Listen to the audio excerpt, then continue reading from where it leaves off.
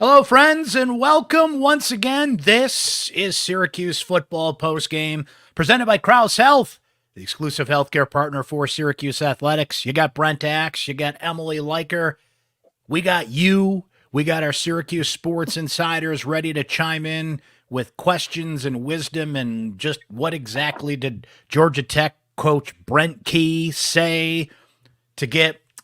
Emily, the only thing missing from Fran Brown's press conference was a little iPad that he was looking at. And I took that personally. If you remember The Last Dance, of course, and Michael Jordan, Fran was pretty fired up at the end of his presser. We're going to play that clip coming up here. I think Aranda Gatson had a pretty interesting thing to say about how Fran Brown just put the pedal to the metal this week in terms of added motivation for this game. A 31-28 win for Syracuse over number 23 Georgia Tech. It's Syracuse's first win over a ranked team since beating NC State 2 years ago at the Dome. The Kyle McCord hype is going to get off the charts here, especially with Syracuse going into a bye week. Another nice bonus and a feather in their cap as they go 2-0 and get to kind of reset a little bit here before a Friday night matchup against Stanford at the Dome. We're going to hear from a guy in Florida, put it that way, a regular contributor to this post-game show, and so much more, as we like to say, in the media business. Emily, the Orange did get by on the hair on their chinny chin. This was a 31-14 game in the fourth quarter before Georgia Tech went down and scored. They recovered an onside kick, scored again, but just couldn't quite get over the hump here, didn't have quite enough time to get this thing going. So we do have to talk about the defense and the special teams, which was not so special today, to be honest. But let's take a breath and reset here. For those not in tune with the Brent Key, Fran Brown simmering rivalry now here, let's reset for the people and set the stage for a clip I'm going to play here shortly on why Fran was so fired up about Georgia Tech this week. Yeah, so during Brent's midweek press conference, he speaks on Tuesdays. It's the same thing as Fran does on Mondays. At the start of his press conference, his opening statement, I'll read off kind of what he said, which is, "This is a game. I just told the team. This has nothing to do with plays, calls, runs, passes, coverages, fronts, ain't none of that. This game's about our ability to be the most physically tough football team we can possibly be from 12 until about 4 o'clock on Saturday. That's it. Hands down. That is the only thing." Context clues after the game told us that was a quote that Fran Brown keyed in on, and the team keyed in on. Not to make a key reference, obviously, but I will say, Brent Key did compliment Fran Brown's talk about Fran Brown working for tough, hard-nosed coaches later. He did say no, I don't remember a ton about Fran from when we were at Western Carolina together. Fran was a player. He was a young offensive coach at that time, but he was like, I know the guys he's worked for. I've obviously watched their tape from last week. So he did have complimentary things to say in there, but Fran latched on to that first quote. And like you said, and Chris said, he pulled a little bit of a Michael Jordan and turned it into motivation for his team, and it worked. Emily, I'm continually amazed by football is such a game that is fueled by extra motivation. Like, not that other sports weren't. We're making Michael Jordan references, right? He would, make up rivalries sometimes just to get the juices flowing. A lot of athletes do this, but football coaches are so careful about what could be perceived bulletin board material and not just putting extra motivation on the table for the other team. And Fran Brown had a warning for other opponents to come here as a result of how he admittedly made a mountain out of a molehill this week from the Brent Key comments. Let's take a look. That's all I was thinking about from 12 to 4. That's why I was and you know me. So it's a big difference. When you know who I am and you come at me about toughness, don't do that. I took this game was very personal. And then you know that I coach with Kirby Smart and Muschamp. So why would we not be a tough physical football team? That's just what they do, and that's what I'm about, and that's where I was at. And I did take that very personal, and I want to make sure everyone understands that when you play us, just be quiet. So then that way we're just going to go worry about us throughout the week. Don't give no ammo to me. You give ammo to me, I'm coming at you full tilt.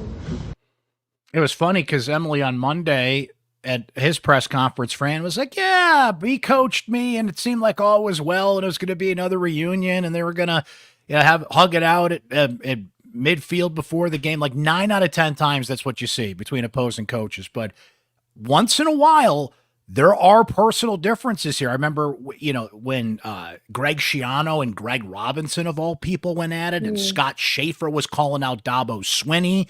So once in a while, it does happen, something, a perceived slight or whatever the case may be, and it just adds so much juice to it. And let's face it, Syracuse needed all the juice they could get after a disappointing defensive performance a week ago. You got a ranked team coming in to the Dome, just anything that you can throw fuel on the fire, especially when you're challenging your team to be more physical against a team that came in with the reputation of being physical, the team that run over Florida State and runs the football, and Brent Key run the ball, right? And we heard so much about that. I thought Fran played it pretty well here, and I guess lesson learned, don't give Syracuse any extra juice here. And Emily, before the game, Syracuse actually put this clip on their Twitter feed beforehand. So they do the quad walk now, and then they come into the Dome. And when Fran got the team in the Dome, they showed footage of this on the broadcast too. He was really fired up, got the team in a circle, and you could just see the fire in his eyes. And, per the comments we just played and what he said at the press conference, yeah, he was pretty fired up for this one here. Yeah, well, I think Aronde Gadsden's commentary on it too was some of the most impassioned commentary we've seen from him, and we've talked to him a lot over the past few years, obviously. But he was like, Fran played that clip over and over. I think he said over 5 times, just to emphasize how much that clip was played for them. That quote from Brent Key, and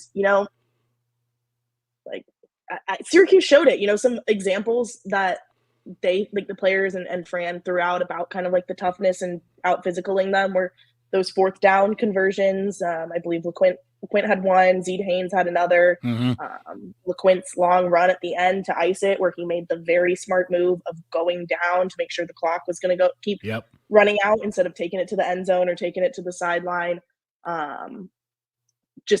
Again, we'll talk more about the run defense, how that was a little bit more locked down. But I think all in all, you don't look at that game and say Syracuse isn't tough. So no one can say that moving forward.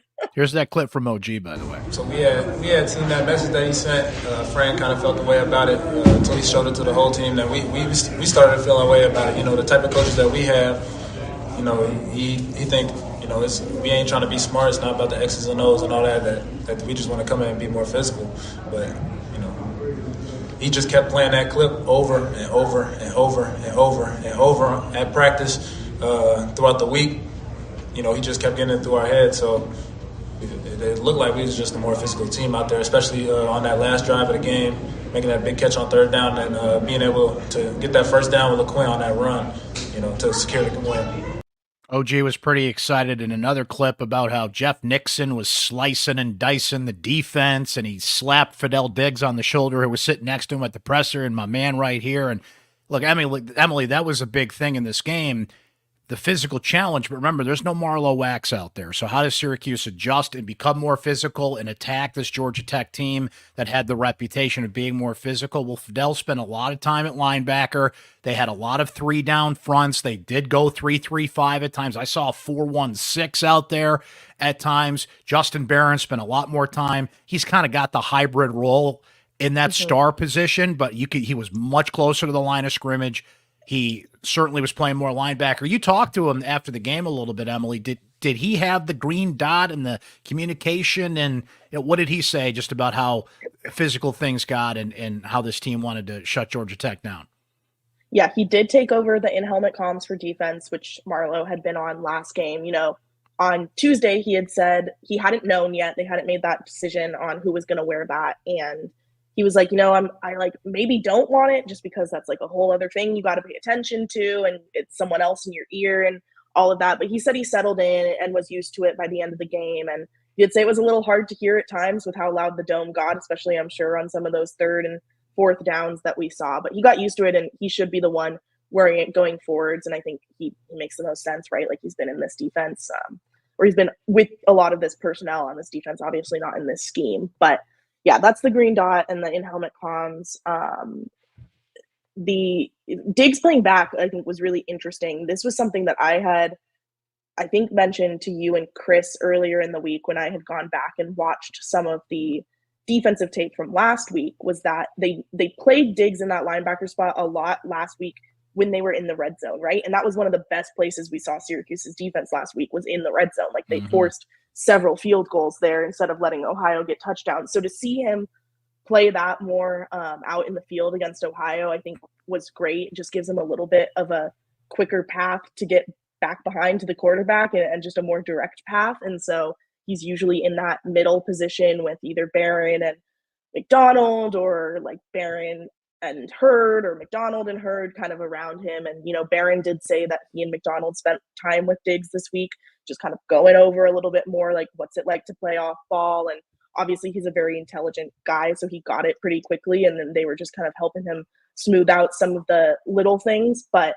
I expect we'll see a lot more of that, at least through Marlowe's eventual return sometime late in the season, if not even past that.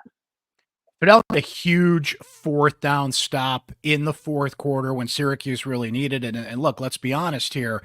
Syracuse is a 31-14 lead in the fourth quarters. They were certainly improved on defense. They allowed 112 rushing yards to Georgia Tech. You'll take that every time against Georgia Tech, considering that team has put up huge numbers on the ground. They made strides, but Georgia Tech was able to make this a game. And there were some nervous moments here. And you saw fingers furiously changing game stories up in the press box. If you saw us and, you're writing two different things. I got two different leads. It's either Syracuse holds off Georgia Tech and a furious comeback, or disaster strikes at the Dome and Georgia Tech overcomes this. Haynes King, he made some big plays in this game in the fourth quarter. And the one thing with Marlowe being out, Emily, for the most part, Syracuse passed the test. They made the adjustments. Fidel made that huge play. But there were some moments, like Haynes King's second rushing touchdown. He had 2 on the day for Georgia Tech. Simple fake, and then he's got nothing but green ahead of him. Now, I'm not saying Marlowe Wax wouldn't bite on that, but if I'm a betting man, I'm going to bet Marlowe doesn't bite on that and at least challenges Haynes King a little bit more on a play like that. So I think you saw a lot of little things add up for the defense, although they made a big step from week 1 to week 2, and Diggs was such a huge part of that. But still some stuff to clean up here. We have some comments from our Syracuse Sports Insiders, and we'll get into it. But maybe the bye week comes at a good time, even though it's week 3, because while they've shown some things, maybe they need to calm down a little bit and really focus on some of the things we're going to get into that they have to improve. But, Emily, one thing that certainly does not need improvement, but we'll certainly see how high he can take this thing. Man, Kyle McCord. It makes such a big difference when you have a legit true blue QB1. And this is not hyperbole, folks. Kyle McCord is one of the best pure passers I've ever seen in a Syracuse uniform, and I've seen him for 2 games. He has the numbers to back this up. He's the best pure passer I have seen in the pocket since Ryan Nassib, and he is the first Syracuse quarterback since Nassib. Now, this is in 2012, to have multiple 300-yard, 4-touchdown games in the same season, and he's done it in game 1 and game 2. One of those games was Ohio, but the next is a top 25 team in Georgia Tech. Now, let's be honest, Georgia Tech didn't have the greatest defense coming in here, but Emily, he makes every throw. It's on the money. There was one throw he made to Amari Hatcher today. I'm like, I haven't seen a Syracuse quarterback that can make a throw that's in that small of a window consistently like that. We saw Little League Kyle. He's out there running around. He had a career high 16-yard run out there, and he spikes the ball on the sideline. There was a clip of McCord that we were watching when we got back from the press conference that somebody caught. I wouldn't even repeat it here on the internet, frankly, but he had some words about what he was seeing out there. And man, McCord is just the real deal. We know that after 2 games. I think as a Syracuse fan, you got to look at this and say he was worth every penny. We're in the NIL era.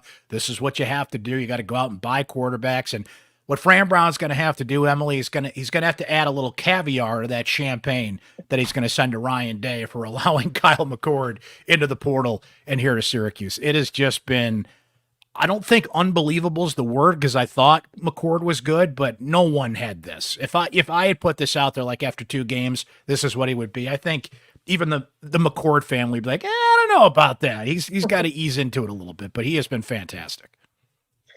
Yeah, I think what stood out to me today is like Kyle felt like he was feeling himself. Like he felt like very confident. Like he had a lot of like swag to him, just like in the way he was presenting himself on the sideline. And obviously that run and the spike there, like that felt so uncharacteristic for him.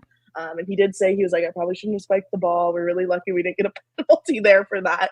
That would have negated it. But he just seemed so confident in himself. And that's not to say that he hasn't always been, but it manifested in a really different way than we've seen it throughout fall camp. And I'd argue probably even than people saw it maybe at like Ohio State last year. Like he was just so like out there and like exuberant and like really relishing this win.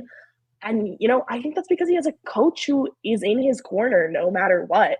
And, you know, Kyle's been pretty shy about sharing a lot about what went down at the end of the Ohio State run and any fallout between him and Ryan Day or anything like that. But just hearing the way that he talks about Fran, that Fran talks about him, there's something there. Like when you have someone that is in your corner that hardcore, it makes it easier to perform like this. And Kyle has everyone on that team in his corner like this. And today he had his little league coaches at the game with him today.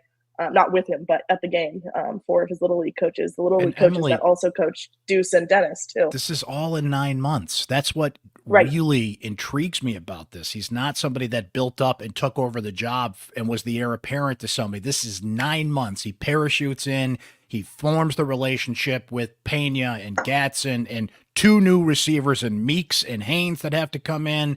You have to establish a trust with the guys that have already been here, particularly OG, another huge day today with 93 yards, a one-handed stretch out touchdown that he had. That's what's incredible to me is McCord. See, I always look at it this way. I want to know what you're doing in the third and fourth quarter. That first drive, he was decisive, but those are the scripted plays, right? How confident do you look when you're out of the scripted plays? He looked more confident as the game went along. Every play, he knows exactly where he's going with it. We can nitpick on, does he lock it on this receiver or that receiver? I think every quarterback does that a little bit, but I have not once seen Kyle McCord get back there and get the sense of he doesn't know what he's doing here, right? I mean, plays break down, that happens, but he is in full command and control.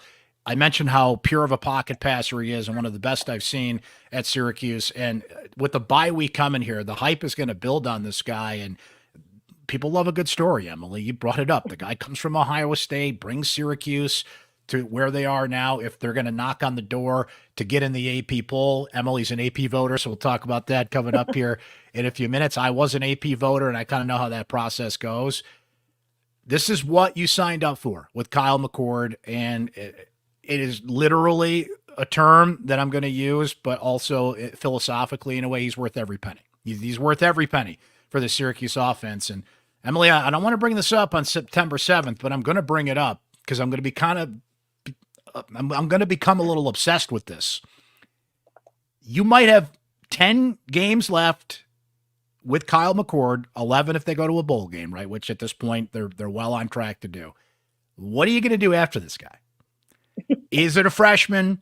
Is it Jakari Williams? I know I shouldn't jinx it, but that's life in college football these days. But some Syracuse Sports Insiders made a great point. Like, if anything, what he's going to do is enhance the transfer market for some guys out there. Like, oh, wait a minute. If McCord can come in and do that at Syracuse, I can come in and do that at Syracuse. So one way or the other, he's going to make a huge impact on Syracuse football overall, not just what he's going to do with this team on the field this year. Yeah, that's an interesting take about the transfer portal, and what impact he might have. I mean, obviously, like we say it's 9 months. He does have the history with a lot of these guys outside of football or in football, but outside of college football. Yeah. So that like makes it a little different. But there are a lot of guys that are like that have connections at other schools and know coaches and stuff like that. Like football, for as large as it is a very small community, and everyone knows someone at different schools and all of that. And so yeah, that's an interesting thing to consider. And you know, I am also intrigued to see the 3 quarterbacks that Syracuse currently has in stock there behind. Probably when we get to that Holy Cross game, right? That's when we're thinking we'll see some Michael Johnson Jr., some Carlos, some Jakari Williams, maybe even. Kyle McCord, 32 of 46, 381 yards, 4 touchdowns today. He was just 4 yards away from entering the top 10. He just missed out on it again. Last week, it's because they took away a 44-yard reception that he had. This week, he just couldn't quite get there. So 515 total yards of offense for Syracuse. And one thing that they really did well today, and certainly LaQuinn Allen helped this on the running game front, Emily, but time of possession. You're playing a team like Georgia Tech. You want to keep the ball away from them as much as possible. Syracuse held the ball for 36 minutes and 52 seconds. Georgia Tech, 23 minutes and 8 seconds today. So we mentioned certainly McCord and some things the defense has to work on here. There was a big black eye on this game, frankly, and that's special teams. Syracuse had 2 kicks blocked, a field goal and a punt in the first half. I can't recall ever seeing that in one half. Maybe it's happened, but it's definitely happened less than 5 times that I've seen in my life, right? Onside kick. Fran Brown took full responsibility for this in postgame. He said, you put this on me, right? They didn't have the hands team in positions. Somebody that was out there to block tried to get the ball. The ball didn't travel 10 yards, but that doesn't matter because it hit a member of the receiving team. Georgia Tech hops on the ball, right? So you had 2 block kicks, you had a onside kick recovered, and you had the kickoff to lead off the second half go out of bounds. So James Villano's got a lot of work to do in the bye week, and special teams matters. Okay, that's the little brother of free throws matter. Special teams matter. You flip the field position, points. What if that field goal, it's a 3-point game? Okay, that block field goal, if Georgia Tech goes down and kicks a field goal to tie the game and go to overtime and win, all that adds up and matters here. So that's why I brought up that maybe that bye week comes at a good time for Syracuse here. If you think it's a little early, it's like now you got 2 games of film and you know what to address and attack. And honestly, that special team stuff, you can work that out. You can get better at that. And they're certainly going to have to clean that up going forward here because you don't want that to cost you a game. Yeah, and I would argue there's a little bit of a clarification that I don't think it's the specialists' faults. Like, I don't think it's Brady or Jack's faults that their kicks got blocked there. Like, I'll have to go back and look a little closer, but that is more the people around them than either of them themselves, if that makes sense. Like, and you know what, Emily, I should know, Georgia Tech had 4 block kicks last year. They were like 6th in the country. So, like, they're good at this, so, to be fair. Yeah, they know what they're doing. And you do get fluke games like that, right? That's college football. You get a fluke game where there's 2 block kicks and on like near concurrent, or not concurrent, but back-to-back drives. So, yeah, they'll get that worked out, I would think. You know, I'm sure you've been asked this question a bunch. I have, so I'm going to throw it out there. Oh, boy. Should Trevor Pena be returning punts with the success he's having at wide receiver? I think a lot of people are like, we don't want him getting hurt on special teams. My answer is yes, because A, he's good at it, and B, there's enough fair catches, I should say, that, guys, football, it's a rough game. You can't take him off punt returns because he might get hit or might get hurt, right? Now, there's a few other candidates maybe you can put out there. Malachi James has that speed. He's been on kick returns, though we don't see a lot of the kickoff has just become a dead art in the whole sport of football, right? I get it. There's a few other guys maybe you can slip out there, but I don't think that's a deal breaker to take Trevor off punt returns because he's emerged as a Wes Welker, Julian Edelman type on this offense.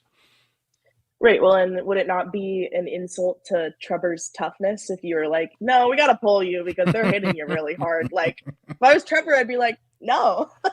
Now, of course, like, again, I agree that you rotate people in there and they can probably do a little bit more of that, but they're not going to pull Trevor off punt returns. Like, that's his thing.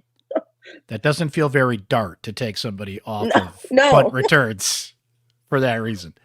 Emily, let's hear from the people. Syracuse Sports Insiders, you guys were fantastic again during the game, sending me texts. I was sending you texts and thoughts about what was happening, not only pregame, but during the game, and certainly some post-game festivities as well. And I wanted to highlight some of the things our Syracuse Sports Insiders had to say, including Matt D, who says, the future of Syracuse football relies on McCord being great.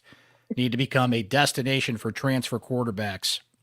to come make a name out of themselves, as we were saying a little bit earlier there. Jack W. says, I've been watching the Q since the middle 1960s. This is the most complete offensive team they've had since then.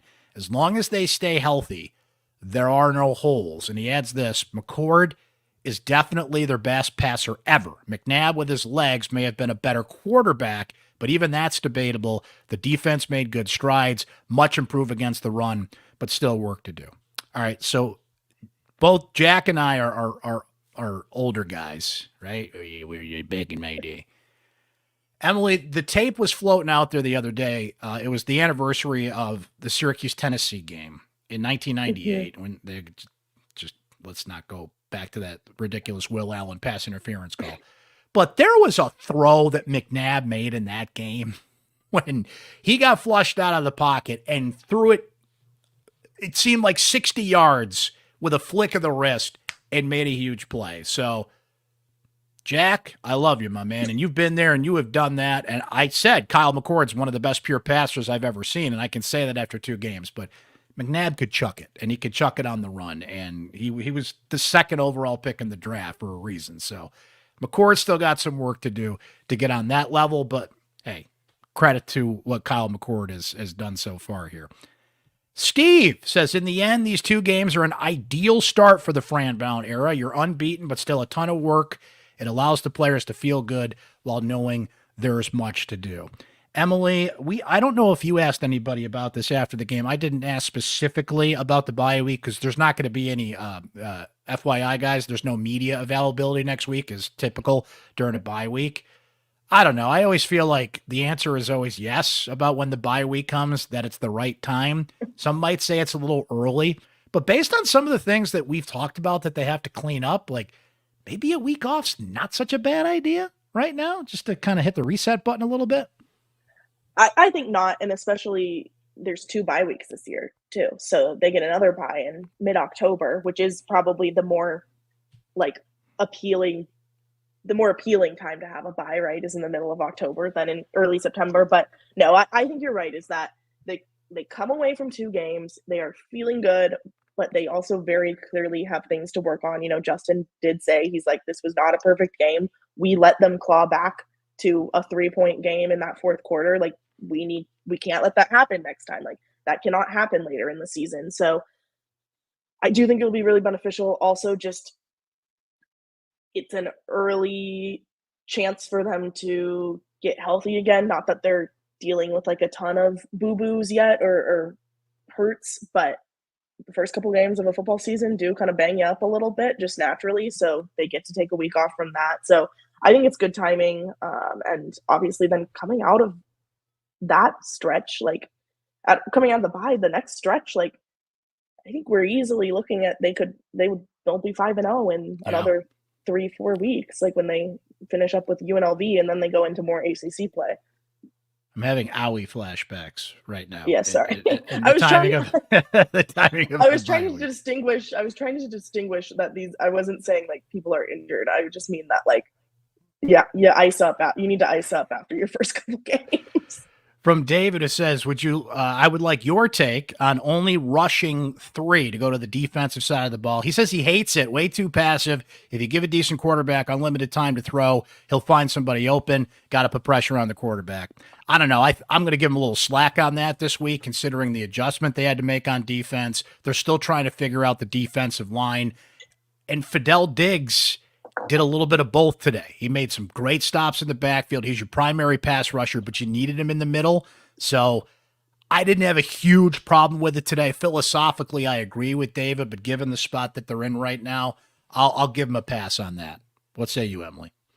Yeah, I think so too. I mean, it's about game planning for your opponent, and they knew they needed to stop the run, and the better way to do that was to rush 3 and have Diggs on that second level. And last week they got pressure in the backfield, playing with more of the 4-down front. And when Stanford comes to town in 2 weeks, they might be back to playing more 4-down front. I think that's just a game planning thing, and we'll see them go back and forth on that. A couple more from our Syracuse Sports Insiders. Jeff A. says, Kyle McCord's the best pure passer I've seen in orange since I started watching this team 30 years ago. He also notes this: first time all season that Brown's inexperience showed was on that onside kick recovery. He'll learn from it. but special teams is this week's, quote, week 1 run game. And as we noted, Fran took full responsibility for that and something that they'll clean up in the bye week. And one more here, shout out to Randy, who says, felt like Syracuse had control of the game for a lot of it. The last touchdown was big. Special teams, he deems it a train wreck at this point. They have time to work on that kind of stuff, but the defense did look much improved in this game. Capping off our Syracuse Sports Insiders, ladies and gentlemen, we go to the bullpen, and I would like to remind you that both Emily and I listen to these, and you, of course, but I do not screen these ahead of time. That's how much I trust Rock and Ron to bring the noise. So we're all hearing this for the first time. Together. Let's hear what Rock and Ron had to say about Syracuse's 31-28 win over Georgia Tech. Hey, Brent and Emily, Rocky and Ryan in Florida. Just went through my second tube of oxygen here after that game. Holy macro. Although I will say the defense looked much better than it did last week. My man Diggs, boy, had a good game. That fourth down stop, wow, what a gem. What a gem. Tackling still needs a little help. Matter of fact, both King's TDs were off missed tackles. But I think they're going to get much better even.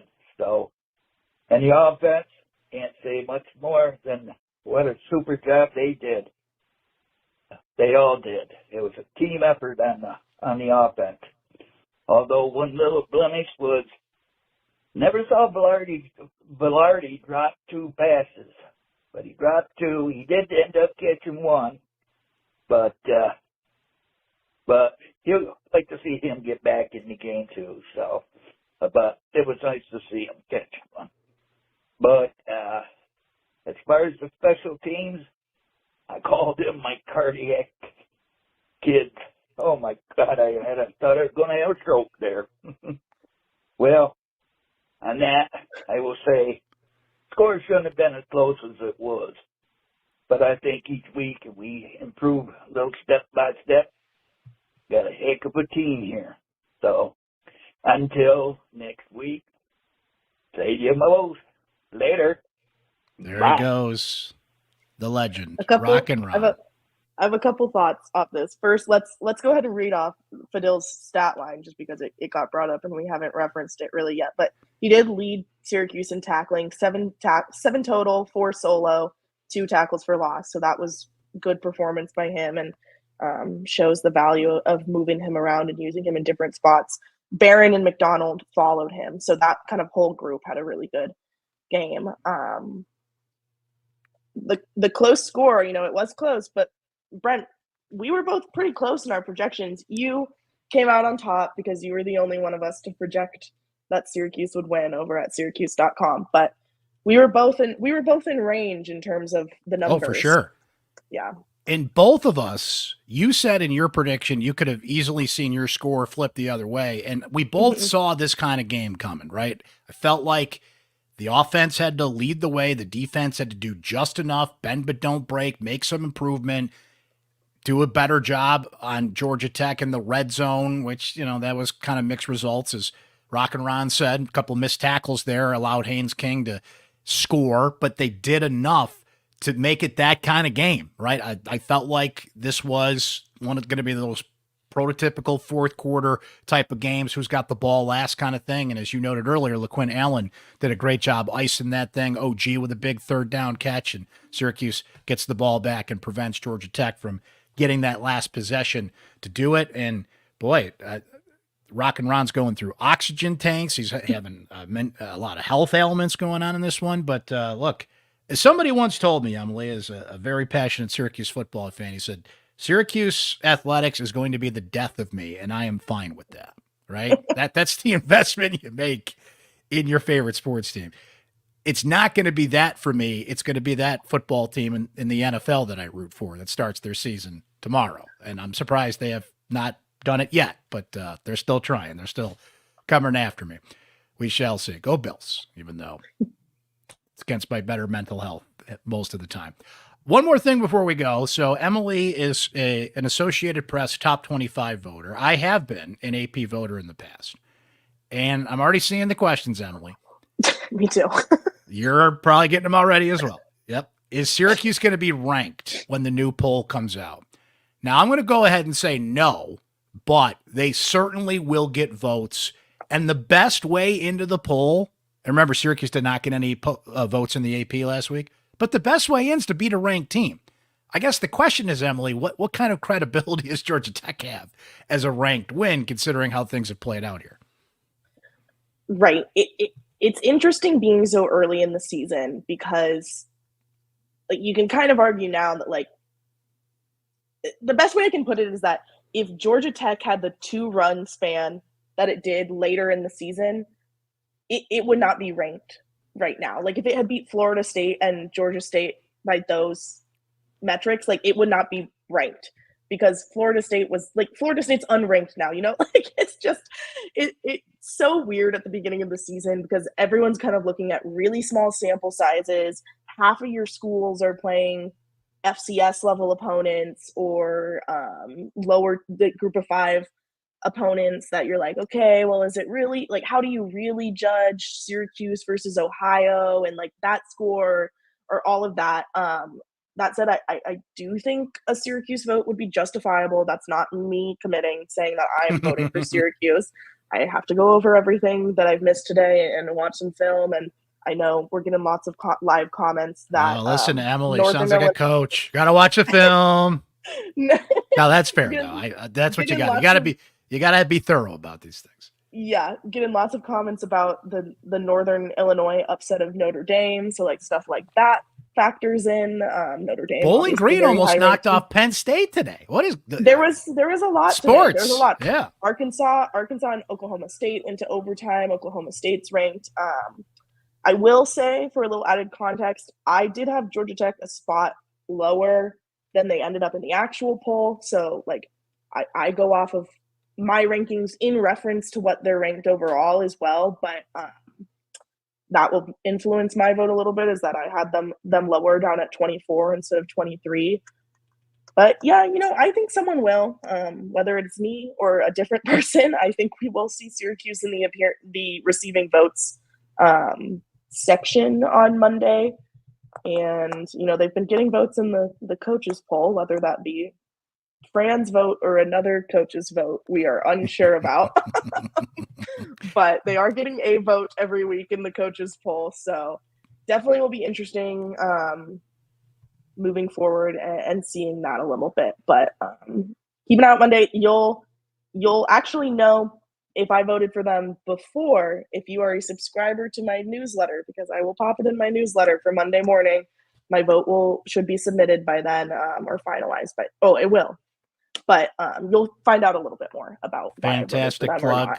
Make sure you guys subscribe. Emily's newsletter comes out on Monday mornings. Go to syracuse.com/newsletters to sign up for that. You can check out my Syracuse Sports newsletter for syracuse.com subscribers. That comes out Thursday mornings as well. So we are going to a bye week, so things will slow down a little bit. It's not like we're not going to have coverage for you. We're just not going to have the usual reaction to Fran Brown's press conference and player interviews and things of that nature because we're off. They're off next week. We don't have usual media availabilities, but I'm curious to see what you just brought up, the votes in the poll, the hype that's going to build around McCord, people starting to wake up to Syracuse. I saw a lot more former players chirping on Twitter than usual positively, right? Dwight Freeney, shout out to him, as they retired his jersey at halftime. And even the legend, he's right over my shoulder here, Emily, other shoulder, Derek Coleman, DC. Was in the press room. So you're seeing more figures coming back. They're buying into what Fran Brown is doing. And